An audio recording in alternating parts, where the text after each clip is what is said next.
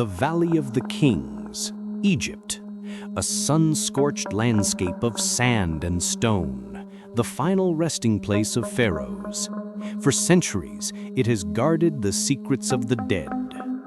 But in 1881, one of its greatest secrets was finally revealed.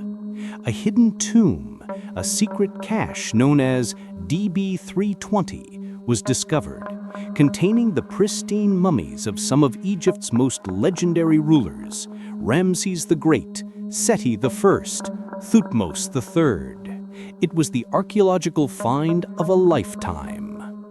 As historians and archaeologists carefully unwrapped the royal dead, they were met with serene, peaceful faces preserved for eternity.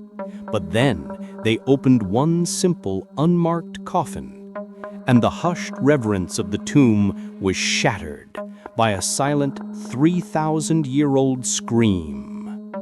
This was unknown man E, a mummy unlike any other. His head is thrown back, his face contorted in an expression of pure, unadulterated agony.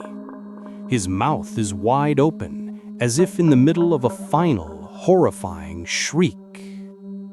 He was not prepared for a royal afterlife. His hands and feet were tightly bound with leather straps. His internal organs, normally preserved with care, were left inside his body.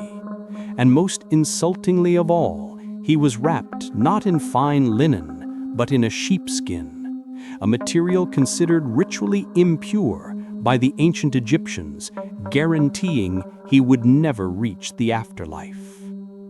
This was not a burial. This was a damnation. The questions were immediate and chilling.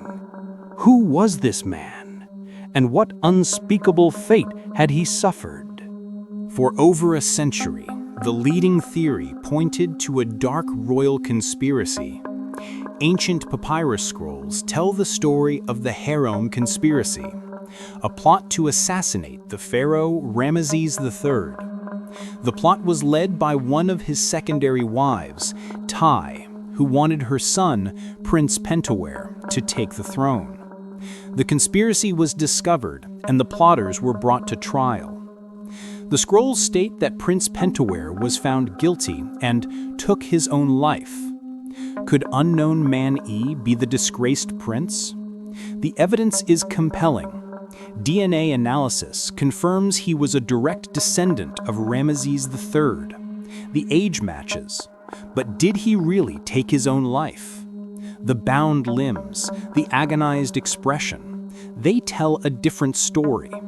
Many believe he was executed in a horrific manner, perhaps by poisoning or even being buried alive, his final screams silenced by the sand and the centuries. But science offers another, perhaps less dramatic explanation for the scream. Egyptologists point out that if a mummy's jaw is not tightly bound shut with linen after death, it will naturally fall open due to the relaxing of the muscles during decomposition. The scream, they argue, is simply a grim accident of the mummification process. Perhaps. But that doesn't explain the bindings, it doesn't explain the sheepskin, and it doesn't explain the fact that he is not alone. In the same royal cache, another mummy was found, unknown woman A, her face also frozen in a silent scream of terror. Was this a common punishment? A forgotten ritual? Modern CT scans have given us a window into his final moments.